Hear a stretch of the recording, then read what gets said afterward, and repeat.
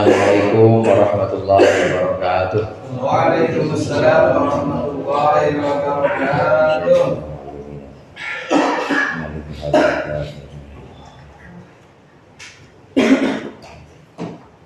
Al-Fatihah.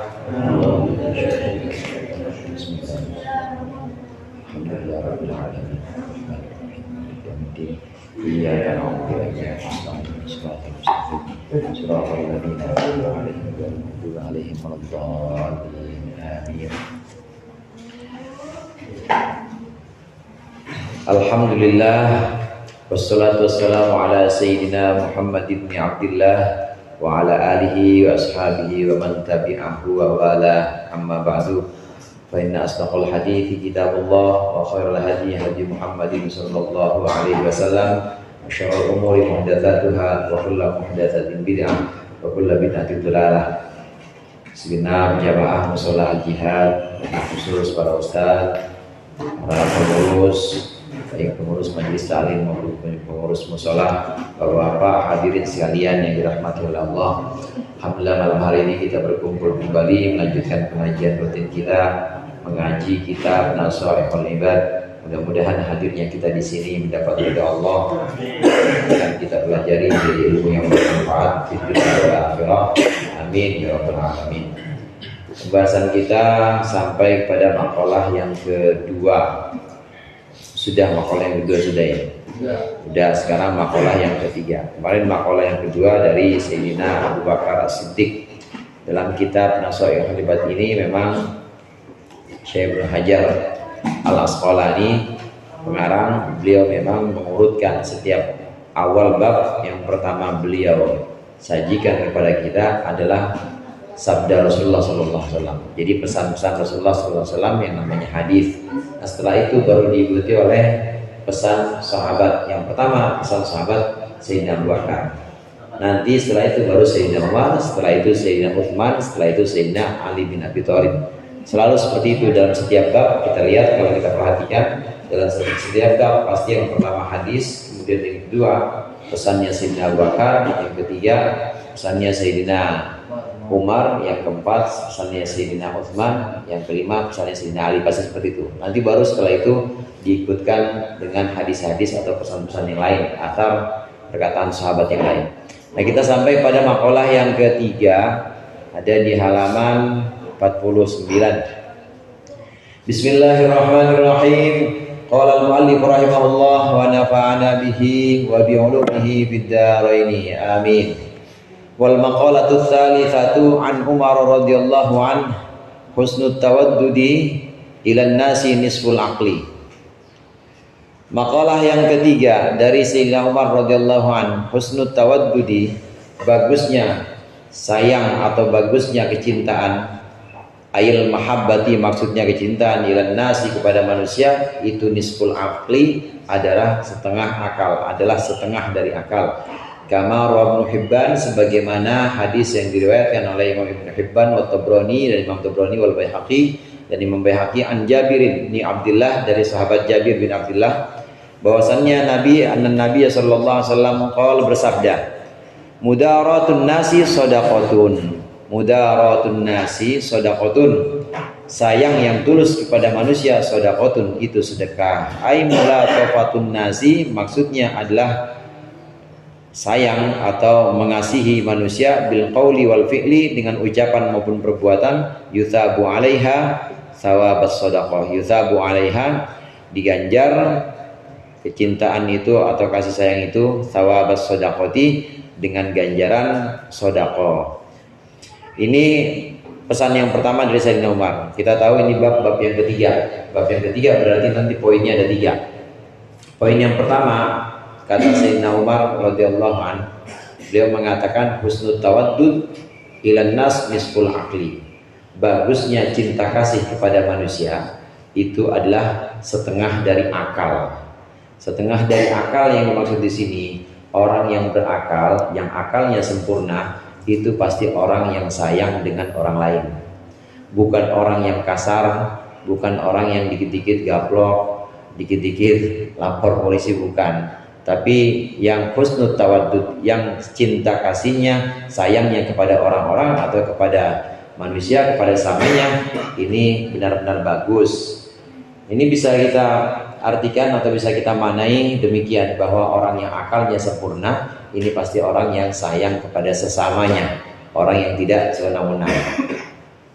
Nah karena itu orang yang gak sayang kepada sesama, orang yang kasar kepada tetangga, kasar sama kawan, berarti akalnya gak sempurna.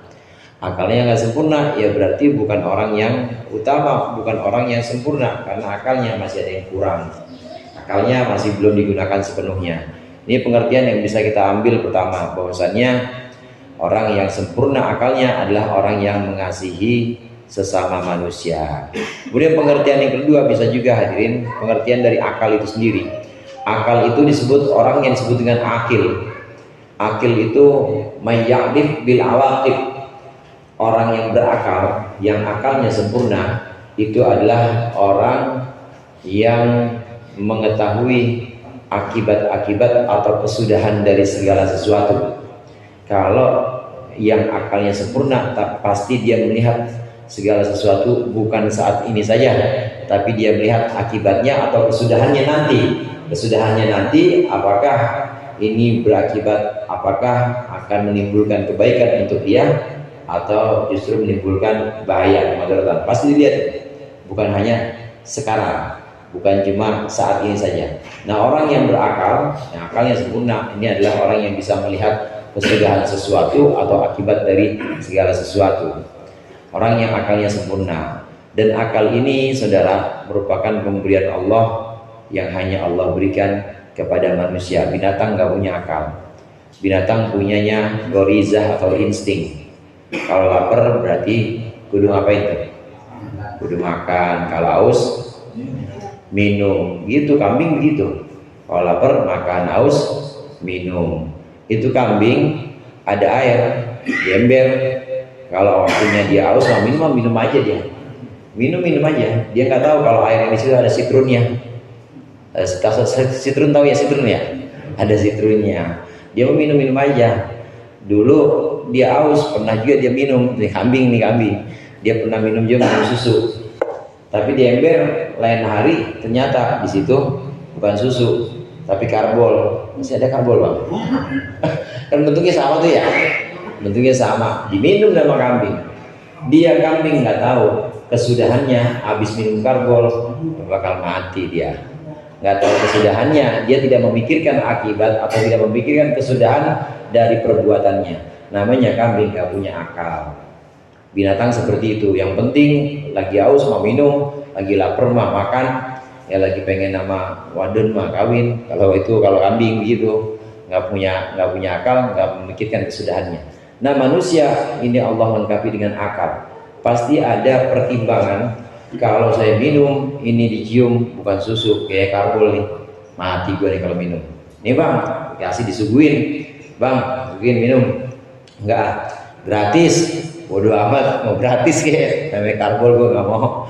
Tetap nggak mau, karena memang memikirkan akibat atau kesudahannya. Kesudahannya itu selalu dipikirkan. Ini orang yang berakal. Orang yang berakal selalu seperti itu. Nah, dari sini akal itu menjadi satu yang menyempurnakan seseorang, menyempurnakan manusia. Manusia yang akalnya sempurna, ini pasti akan memikirkan akibat atau kesudahan dari perbuatannya. Termasuk dalam hal sayang atau dalam hal saling mengasihi sesama manusia. Dia mengasihi kepada sesamanya, mengasihi kawannya, menyayangi tetangga, sayang kepada anak-anak kecil, sayang kepada saudara-saudaranya, karena dia memikirkan, saya nggak hidup selamanya, mungkin nanti kalau saya udah nggak ada, maka anak-anak saya juga ada yang sayang kepada dia, karena saya sayang, niat saya sayang ini orang-orang ini saya sayangi ya karena memang saya nggak hidup selamanya. Insya Allah nanti dia bakal ngurusin anak saya. Itu paling nggak ada pikiran seperti itu. Ada pikiran tentang akibat atau kesudahan dari perbuatannya. Kalau saya kasar, kalau saya bengis, kasar sama orang, pasti orang-orang ini bakal jauhin saya. Jadi pikirin tuh sama manusia. Nah, orang yang akalnya sempurna, maka dia akan memikirkan tentang perilaku baik kepada sesama manusia yang disebut di sini sebagai at-tawaddud. Karenanya disebutkan oleh Sayyidina Umar, husnul tawaddud ilan nasi nisful akli. Bagusnya cinta kasih kepada manusia itu adalah setengah dari akal. Maksudnya setengah dari akal, orang yang akalnya sempurna, dia pasti akan menyayangi manusia, akan menyayangi saudara-saudaranya. Nah, bahkan di sini dikutip oleh Syenawi Banten, orang yang baik kepada manusia punya kecintaan yang tulus, mudaroh. Mudaroh itu artinya sayang yang tulus, kesayangan yang tulus atau kecintaan yang tulus kepada manusia, sama saudaranya, sama tetangganya, kepada rekan-rekannya. Dia punya kesayang yang tulus dan juga punya kesetiaan, maka ini sedekah. Artinya sedekah pahalanya sama seperti pahala sedekah. Dia nggak bisa sedekah, nggak bisa nyumbang. Mbok ya, kalau nggak bisa sedekah, nggak bisa menyumbang, paling nggak dia berbuat baik kepada orang-orang. Dengan berbuat baik kepada orang-orang, sayang yang tulus kepada masyarakat, yang tulus kepada sahabat-sahabatnya, maka ini pahalanya sama seperti pahala sedekah. Ini yang namanya mudaratun nas sedekah. Sayang yang tulus kepada manusia, ini pahalanya sama dengan sedekah. Hadirin jamaah rahimakumullah, sayang kepada manusia, cinta kasih atau belas kasih kepada manusia, ini bisa berupa perkataan, pokoknya yang bikin dia senang, yang namanya idkhalus surur, atau memberikan kesenangan batin kepada orang yang mendengarnya. Bisa berupa perkataan. Saya ngomong Cingai malam ini ganteng banget dah. Seneng kan dia kalau gitu. Saya ngomong Bang Jadi kayaknya nggak tua-tua dah, awet muda kayaknya. Seneng digituin, itu namanya idkhalus surur. Idkhalus surur memberikan sesuatu yang menyenangkan saudara dari perkataan boleh. Ini termasuk mudaroh, termasuk belas kasih kepada manusia. Bisa juga belas kasih kepada manusia itu berupa perbuatan, pekerjaan kita atau perbuatan kita yang kita lakukan. Ini juga termasuk jalan untuk menyebarkan belas kasih kepada manusia. Apa perbuatan itu? Sedekah misalnya, atau bantu orang, atau nyebrangin Bang Nunung. Bang Nunung nyebrangin orang ya. Bang Nunung mana Bang Nunung? Ada ya. Bang Nunung maksudnya nyebrangin orang, kan bantuin orang tuh. Ya, bantuin orang dengan tulus, itu namanya mudarah. Membantu orang dengan ketulusan bisa dengan perbuatan macam-macam, bisa juga dengan perkataan. Dan dua-duanya, baik perbuatan maupun perkataan, kalau niatnya tulus karena sayang dan peduli kepada tetangga, peduli kepada sahabat atau orang lain, maka pahalanya sama seperti pahala sedekah. Nggak perlu atau nggak kelihatan dia ngerogoh kantong, tapi sedekahnya banyak. Sedekah apa? Sedekah tenaga, sedekah perbuatan, sedekah omongan yang bagus, omongan yang bikin saudaranya ini senang, yang bikin saudaranya ini bahagia. Ini yang namanya mudaroh atau tulus, sayang yang tulus kepada manusia, namanya mudaroh. Wa kana min mudaratihi sallallahu alaihi wasallam annahu la yadummu tu'aman, dan termasuk belas kasihnya Rasulullah sallallahu alaihi wasallam bahwasannya beliau la yadummu tu'aman, tidak pernah mencaci atau mencela makanan. Rasulullah enggak pernah mencela makanan. Wala yanharu khadiman, dan Rasulullah tidak pernah membentak pembantu. Wala yadribu imra'atan, Rasulullah tidak pernah mukul wadon, mukul perempuan maksudnya. Di antara belas kasih Rasulullah sallallahu alaihi wasallam, beliau enggak pernah mencela makanan. Hadirin jamaah rahimakumullah, Rasulullah kalau nggak mau makan, diem, tinggal begitu aja, nggak pernah dikata apa-apa. Kalau beliau memang tidak berkenan buat makan, biarin aja, nggak dibilang A, nggak dibilang B, tinggal begitu aja. Nggak boleh kita mencela makanan. Itu bagian dari belas kasihnya Rasulullah. Sangat baik budi pekertinya beliau, sangat luhur akhlaknya beliau.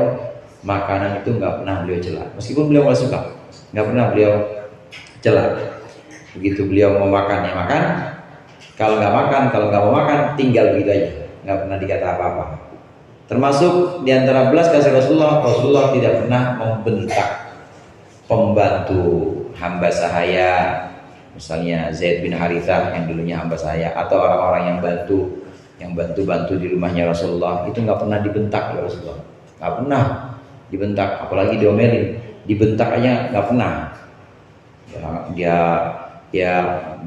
Begitu luhurnya akhlak Rasulullah, budi pekerti Rasulullah ini muncul dari belas kasih Rasulullah kepada manusia, nggak pernah bentak pembantu. Kemudian juga Rasulullah nggak pernah mukul perempuan, nggak pernah beliau ini mukul istrinya, istri-istrinya beliau. Ini banyak riwayat menyebutkan nggak pernah Rasulullah itu memukul istri-istri beliau. Nah, kemudian dari sini, dari muasyarah antara suami dan istri, muasyarah bil ma'ruf antara kedua pasangan, suami kepada istri, istri kepada suami, banyak yang dicontohkan oleh Rasulullah SAW. Ini termasuk bagian dari perilaku atau akhlak beliau dalam keseharian bersama keluarga. Nggak pernah bentak, nggak pernah mencela makanan, dan juga nggak pernah mukul istrinya terus. Bahkan ada riwayat yang malah Rasulullah ini lebih sering dikerjain atau lebih sering disakiti oleh istri-istrinya. Banyak riwayat yang seperti itu. Karena atas dasar riwayat ini, maka para ulama, sebagian ulama ini menafsirkan wa ashiruhunna bil ma'ruf, perintah Al-Quran, dan bergaulah dengan para istri bil ma'ruf, dengan yang baik. Ini sebagian ulama tafsir menafsirkan yang dimaksud dengan muasyarah bil ma'ruf, bergaul baik dengan istri, itu bukan cuma enggak main tangan. Yang dimaksud dengan berbuat baik dengan istri itu bukan cuma enggak kasar, tapi tahan ujian atau tahan kalau disakiti sama istri. Disakiti sama istri, Pak, coba disakiti sama istri. Muasyarah bil ma'ruf itu bukan cuma enggak main tangan, bukan cuma enggak kasar kepada istri, tapi lebih dari itu. Muasyarah bil ma'ruf, berbuat baik kepada keluarga, itu tahan ketika istrinya menyakitinya. Jadi suami dijajah istri, pria dijajah wanita. Ya biarin. Ya Rasulullah beberapa waktu pernah diperlakukan seperti ini, didiemin sama istri-istrinya. Rasulullah pernah seperti itu, dan nggak pernah membentak. Bentak aja nggak pernah, apalagi mukul istrinya nggak pernah. Ini bagian dari mudarah atau bagian dari belas kasihnya Rasulullah SAW. Pribadi agung, seorang teladan panutan kita. Ini kaitannya dengan nisful akli tadi, bahwasannya belas kasih, cinta dan sayang kepada sesama, kepada manusia, ini termasuk kesempurnaan akal, karena dia setengah akalnya. Ini berarti ada Rasulullah adalah pribadi yang agung, yang sangat sempurna. Akal beliau sangat sempurna, karena sayangnya beliau kepada manusia ini juga benar-benar sempurna. bukan cuma manusia, makanan aja itu beliau nggak pernah mencelanya. Nggak boleh ya Bapak, nggak boleh kita nyela makanan. Kalau kita nggak mau, diemin aja udah, tinggal. Ya kalau kita mau ya makan. Fa innaman akramal ma'ah, salah. Apa tuh lanjutannya? Wal mudarah hiya tarkud dunya li ajli dini, aksul mudahana. Yang disebut dengan mudarah tadi diartikan dengan belas kasih. Yang dimaksud dengan mudarah, belas kasih yang tulus, hiya tarkud dunya adalah meninggalkan dunia li ajli dini, untuk alasan agama. Aksul mudahana, lawan dari mudahana. Wa mudahana itu artinya menjilat. Mudarah itu cinta yang tulus atau sayang yang tulus kepada orang, namanya mudarah.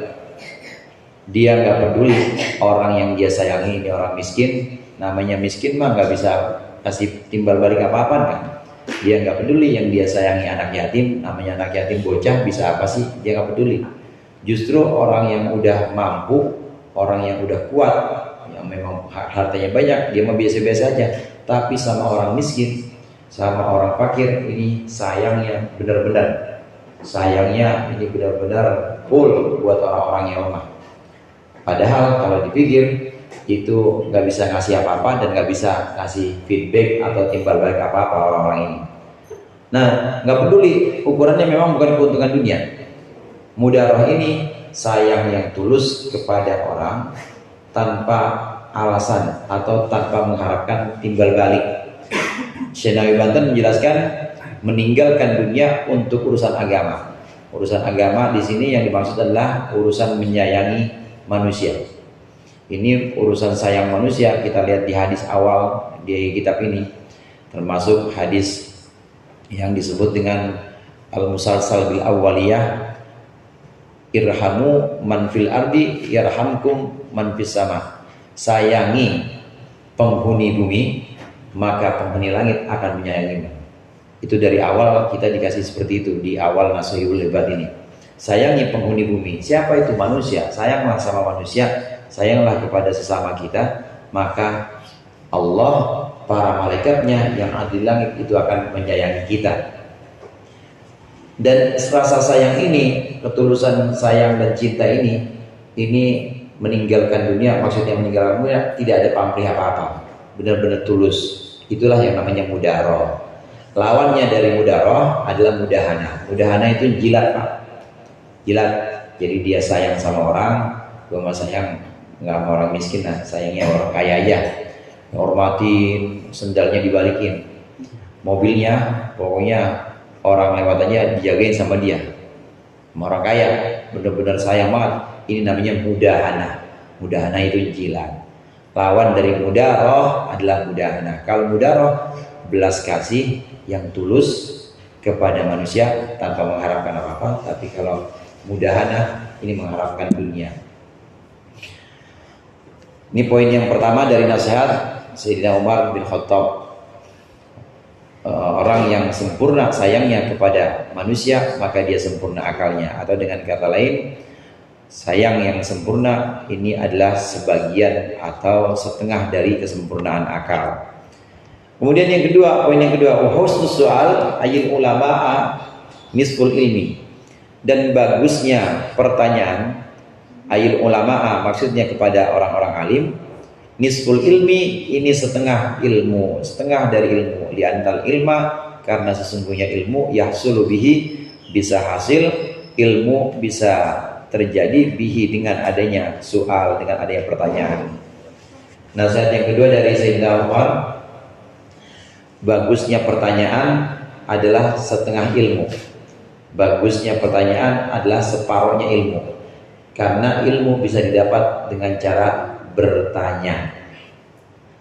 Bagaimana bertanya yang baik? Bertanya yang baik itu ya tentu bertanya tentang hakikat atau tentang esensi segala sesuatu. Apa sih yang namanya sholat, misalnya seperti itu. Apa saja rukun-rukunnya wudhu. Itu pertanyaan-pertanyaan yang seperti itu bisa menjadi pintunya ilmu.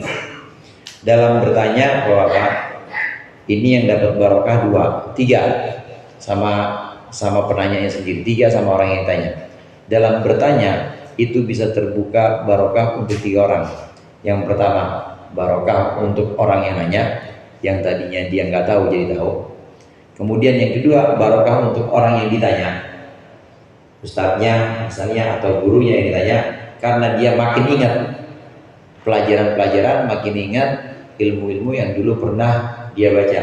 Ada orang nanya, akhirnya dia belajar lagi. Ada orang nanya, akhirnya dia mutola'ah lagi, telah lagi kitab-kitab sebelumnya. Barokah juga buat orang yang tanya. Yang ketiga, barokah juga buat orang yang dengerin. Jadi dalam majelis-majelis ilmu bisa terjadi satu pertanyaan itu bisa ngasih barokah 3 orang. Yang nanya, yang ditanya, sama yang dengerin. Bahkan kadang-kadang kan orang yang dengerin juga pengen nanya kan malu ya. Iya. Giliran ada yang nanya, alhamdulillah, itu pertanyaan gua tuh. Katanya begitu. Itu gue pengen nanya begitu tadi, cuma malu. Alhamdulillah ada yang nanya. Nah, jadi tahu. Jadi terbuka pintu ilmu dengan cara tanya, dengan cara tanya jawab. Nah, beberapa contoh dalam Islam ini ada dalam riwayat hadis. Sebagian riwayat hadis ini ada yang menjelaskan bagaimana Rasulullah mengajarkan para sahabat ini dengan cara bertanya. Bertanyanya Jibril kepada Rasulullah SAW. Hadis Jibril datang kepada Rasulullah. Ada seorang laki-laki, ini hadisnya Sayyidina Umar juga ini. Rawinya atau riwayatnya sahabatnya adalah Sayyidina Umar. Sayyidina Umar menceritakan bahwasannya pada suatu waktu Rasulullah kedatangan seorang laki-laki yang ganteng, yang rapi, bajunya putih, rambutnya juga rapi, dan kami nggak ada yang kenal dia. Tidak pula dia bukan orang sini, kami tidak ada yang mengenal dia, tapi juga tidak terlihat bekas-bekas perjalanan. Logikanya begini Pak, kalau orang yang nggak ada yang kenal, berarti kan orang jauh ya, orang jauh. Cuma itu begitu sampai di hadapan Rasulullah di majelis itu nggak kayak ada habis dalam perjalanan jauh, merapi, kemudian ganteng, pakaiannya bersih putih-putih. Kemudian laki-laki ini datang menghadap pada Rasulullah, kemudian menempelkan lututnya dengan lutut Rasulullah. Tanya, mulai pertanyaan pertama. Ya Muhammad, mal iman? Wahai Muhammad, apa itu iman? Iman antu'mina billahi wa malaikatihi wa rusulihi, dan seterusnya. Iman itu adalah engkau yakin dan percaya kepada Allah, kepada malaikatnya, rasul-rasul, kitab-kitab, dan seterusnya. Jadilah itu yang namanya rukun iman. Udah dijawab sama Rasulullah. Kemudian orang ini habis nanya malah sodakta, benar engkau. Nah, dia yang nanya, dia yang benerin. Sahabat diem aja waktu itu. Kemudian pertanyaan kedua, mal Islam? Ya Muhammad, mal Islam? Apa itu Islam? Islam itu antashhada alla ilaha illallah wa anna Muhammadar Rasulullah. Islam itu engkau bersaksi bahwa tidak ada Tuhan selain Allah dan Muhammad adalah utusan Allah. Wa tuqimas shalah, engkau mendirikan salat, engkau menunaikan zakat, berpuasa Ramadan, dan pergi haji. Jadilah yang namanya rukun Islam. Gara-gara ada yang nanya, dijawab oleh Rasulullah. Habis dijawab, orang itu bilang, sodakta, benar engkau ya Rasulullah. Kemudian yang ketiga, mal ihsan. Ya Muhammad, apa itu ihsan? Ihsan itu anta'budallaha ka'annaka tarah, fa illam takun tarahu fa innahu yaraka. Ihsan itu engkau menyembah Allah, engkau ibadah kepada Allah seperti engkau melihatnya. Allah hadir ngawasin kita. Lagi sholat, itu namanya ihsan. Lagi sholat merasa diawasin terus sama Allah. Di luar sholat juga begitu. Lagi ngitung kotak amal, merasa dia awasin sama Allah. Lagi kerja, merasa diawasin sama Allah karena Allah ada di situ. Itu namanya ibadah yang sesungguhnya, ibadah tingkat ihsan. Ibadah yang bukan cuma sekedar tingkat yang dasar, tapi ibadah yang sudah ihsan. Dia benar-benar melihat bahwa Allah hadir dan mengawasi dia. Namanya ihsan. Fa illam takun tara fa innahu yara. Kalau engkau belum bisa seperti itu, engkau belum bisa melihat bahwa Allah hadir, maka Allah melihatmu. Yakinin aja kalau Allah melihat kita lagi sholat. Harus yakin. Dan memang hakikatnya, dan memang sebenarnya Allah mengawasi kita terus. Allah alim. Bahkan Allah alimun bidatis sudur. Allah mengetahui yang ada terbesit dalam hati kita aja, Allah itu tahu. Apalagi yang kelihatan begini. Ngaji, ada yang pakai baju batik, ada yang pakai baju kuning, ada yang pakai peci. Alasan-alasannya juga pada tahu. Alasan dalam hatinya Allah juga tahu motifnya ngaji itu apa. Yang ngaji karena iseng di rumah, bola kagak ada, kopi juga nggak ada. Kalau ada masjid aja dah, musul aja. Semuanya motifnya semua Allah tahu. Yang zahir Allah tahu, yang batin atau yang rahasia Allah juga tahu. Allah Maha mengetahui. Nah, kalau kita ibadah dalam tingkat ihsan ini, maka ibadah kita melihat Allah dalam ibadah kita, atau kita yakin bahwa Allah melihat kita sehingga kita nggak sembarangan dalam ibadah, nggak sembarangan juga dalam berbuat. Itu namanya ihsan. Sudah dijawab oleh Rasulullah, orangnya bilang sodakta, engkau benar. Dan selanjutnya pertanyaan berikutnya masih banyak. Pertanyaan berikutnya tentang as-sa'ah. Ya, mata sa'ah ya Muhammad. Kiamat kapan Muhammad? Yang ditanya enggak lebih tahu sama yang nanya. Rasulullah, siapa yang gitu? Udah selesai pertanyaan itu, tapi ada tanda-tandanya. Kalau tanda-tandanya ketika orang miskin, orang-orang hamba-hamba saya atau orang-orang yang miskin ini membangun rumah-rumah tingkat, Sekarang udah semua begitu ya Pak ya. Rumah-rumah tingkat orang miskin semua itu yang bikin rumah tingkat. Ya, yang kadang-kadang maksudnya orang miskin itu maksudnya orang yang nggak pernah merasa cukup. Kalau orang kaya kan orang yang cukup. Kaya itu artinya cukup atau nggak butuh. Nah kalau dia masih butuh terus, masih ada kepengenan terus, namanya masih miskin. Karena belum tercukupi semuanya. Itu udah ada tanda-tandanya. Nah setelah itu selesai semua, orang yang nanya ini pergi. Dan Rasulullah bilang, kalian tahu nggak siapa itu? Allah wa Rasuluhu a'lam. Allah dan Rasulnya lebih tahu, kata para sahabat. Itu Jibril, kata Rasulullah. Itu Jibril mengajarkan kalian tentang agama kalian, tentang iman, Islam dan ihsan, serta tentang hari kiamat itu. Dari tanya jawab. Karena tanya jawab maka ada yang namanya ilmu. Di sini disebutkan pertanyaan itu adalah separuhnya ilmu. Pertanyaan yang baik adalah separuhnya ilmu. Dari bertanya ini maka akan menimbulkan pengetahuan-pengetahuan yang bisa didapat oleh orang yang bertanya, juga bisa didapat oleh orang yang mendengarkan. Kemudian yang terakhir, poin yang ketiga dari nasihat Sayyidina Umar, wa husnut tadbiri, dan bagusnya pengurusan sesuatu, mengurusi sesuatu, ai ijra'ul umuri ala ilmil awaqibi. Maksudnya memperlakukan segala urusan ala ilmil awaqibi, atas dasar ilmu akibat, ilmu sebab akibat. Itu nisful ma'isyati, adalah setengah dari penghidupan. Apa itu penghidupan? Wahia maksabul insani. Ma'isyah itu adalah tempat kerja atau tempat berupayanya manusia. Upayanya manusia alladzi ya'ishu bisababihi, di mana dia bisa hidup karena sebabnya. Poin yang ketiga, kata Sayyidina Umar, tadbir atau mengurusi sesuatu dengan sebaik-baiknya itu setengah dari penghidupan. Mengurusi sesuatu dengan sebaik-baiknya adalah separuh dari penghidupan. Penghidupan yang dimaksud di sini adalah pekerjaan. Ngurusin sesuatu dengan sebaik-baiknya itu adalah separuh dari pekerjaan. Hadirin jamaah rahimakumullah, di sini maksudnya yang dimaksud dengan tadbir ini kalau mutarjim di sini menerjemahkan kejelian dalam menganalisa. Ya, di bawahnya ada tuh, berdasarkan ilmu sebab akibat, namanya tadbir. Tadbir itu mengurusi sesuatu yang memang kita harus urusin, yang tanggung jawabnya mengurusin warga kayak Pak RT, maka dia mengurusi itu dengan sebaik-baiknya, namanya husnul tadbir.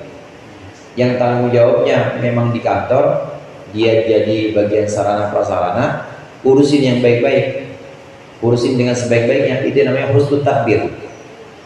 Yang jadi guru ngajar sebaik-baiknya, jangan dia nyolong jam pelajaran, maksudnya jam pelajaran waktunya masuk dia nggak masuk, itu namanya husnul tadbir. Bekerja dengan sebaik-baiknya. Yang kerjanya madamin api di Taman Puring, ya Bang Haji Romli, ya urusin sebenar-benarnya, urusin sebaik-baiknya, tanggung jawabnya, itu namanya husnul tadbir.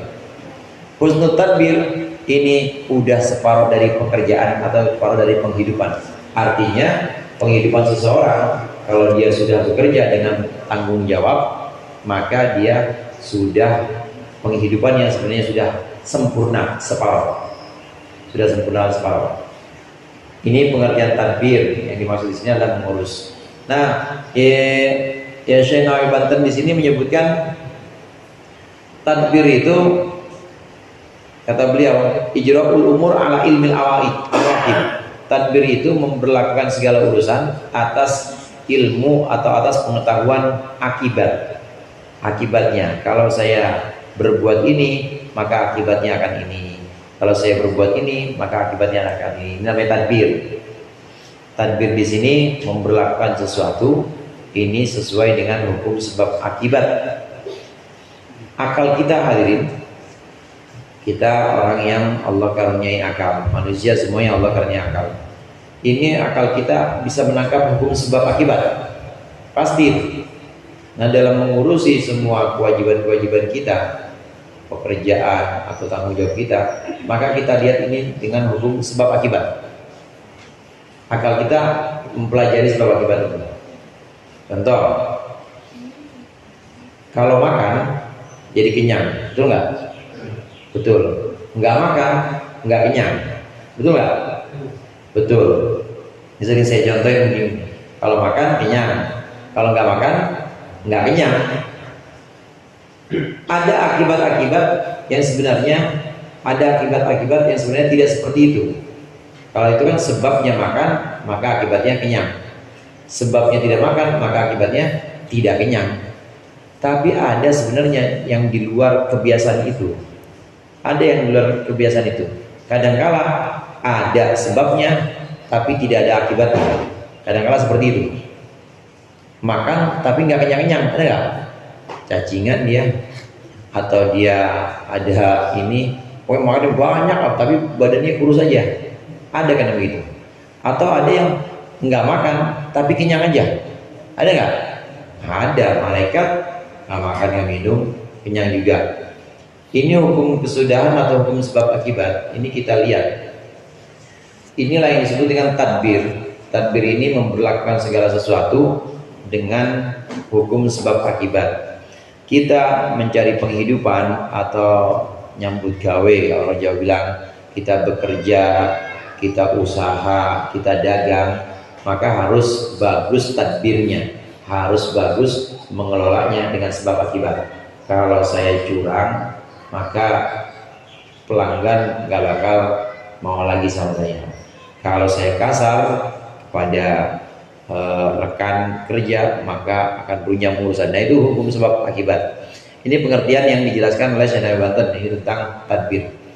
Artinya dalam pekerjaan kita atau upaya kita di dunia ini, maka kita harus baik-baiklah dalam berusaha, baik-baiklah dalam berupaya, memikirkan akibat dari perbuatan kita, akibat dari kelakuan kita. Ini pasti ada imbasnya. Ya, nggak jujur dalam pekerjaan di kantor, atau tidak setia kepada jabatannya, padahal udah disumpah jabatan, itu semuanya ada sebab akibatnya. Orang yang bagus mengelola ini dalam tadbir, yang bagus mengelola ini dalam memandang akibat atau kesudahan perbuatannya, maka orang ini sudah separuh penghidupannya sudah sempurna. Separuhnya lagi yang mana? Separuhnya lagi adalah takdir atau ketetapan Allah. Kita Allah wajibkan kerja. Kita Allah wajibkan usaha. Yang maksud kerja di sini bukan cuma di kantor atau di pasar, tapi Allah menyebutkan wabtaghi fima atakallaha fima atakallahu darul akhirata wa la tansa nasibaka minad dunya. Cari bagian dunia itu cari, boleh, memang kewajiban. Tapi Allah mendahulukan sebelum dunia itu wabtaghi fima atakallahu darul akhirata. Carilah untuk akhirat. Kalaupun kamu dapat dunia itu jadikanlah untuk loncatan menuju akhirat. Tetap akhirat yang utama, yang prioritas. Nah, kemudian cari dunia juga nggak apa-apa, boleh, silakan carilah dunia. Jangan dilupain juga dunia, tapi gunakan itu untuk bekal akhirat. Jadi bekerja itu tuntutan, bekerja itu perintah juga. Kita kerja, dagang, usaha, di kantor, ngajar, ini bagian dari melaksanakan perintah Allah. Jadi yang diwajibkan kepada kita apa? Laksanakan perintah, gitu aja. Kita diwajibkan usaha. Kita kira-kira diwajibkan berhasil nggak, Pak? Diwajibkan sukses nggak? Enggak. Sukses itu urusan Allah. Kita diwajibkan ngajar. Apakah diwajibkan minterin murid? Enggak. Urusan pinter, urusan Allah. Kita diharuskan kerja dengan kejujuran, diharuskan kerja dengan kesungguhan. Apakah kita diwajibkan jadi orang kaya? Enggak juga, karena kaya itu urusan Allah. Itu yang namanya tadbir. Jadi ada tadbir yang memang Allah wajibkan kepada kita, urusinlah urusan kita. Apa itu? Bekerja sebaik-baiknya, cari nafkah sebaik-baiknya, bertanggung jawab, itu urusan kita. Nah, yang bukan urusan kita, hasil dari kerja, kemudian uang yang didapat dari kerja, bukan urusan kita, itu urusan Allah. Maka itu nggak usah diurusin. Apa yang bukan urusan kita, jangan kita urusin. Nah, kita urusinlah urusan yang memang Allah wajibkan kepada kita, yang memang Allah bebankan kepada kita, yaitu kerja. Nah, dari sini hadirin kita lebih legowo, karena memang yang kita lakukan adalah laksanakan perintahnya. Urusan hasil Allah yang itu, urusan hasil Allah yang menentukan. Karenanya kita harus, badan atau jasmani kita harus bekerja sesungguhnya, tapi pikiran kita tetap harus ingat Allah, bahwa kita cuma diwajibkan berusaha. Dengan badan, pikiran tetap harus pada Allah, maksudnya Allah nanti yang kasih hasil. Mau kasih hasilnya itu A, hasilnya B, itu ketentuan Allah. Inilah yang namanya tadbir. Wal maqalatu rabi'atu an Utsman radhiyallahu anhu, wallahu a'lam bishawab. Mudah-mudahan bermanfaat. Dikurangnya mohon maaf. Allahul muwaffiq ila aqwamit thoriq. Assalamualaikum warahmatullahi wabarakatuh. Hadirin jemaah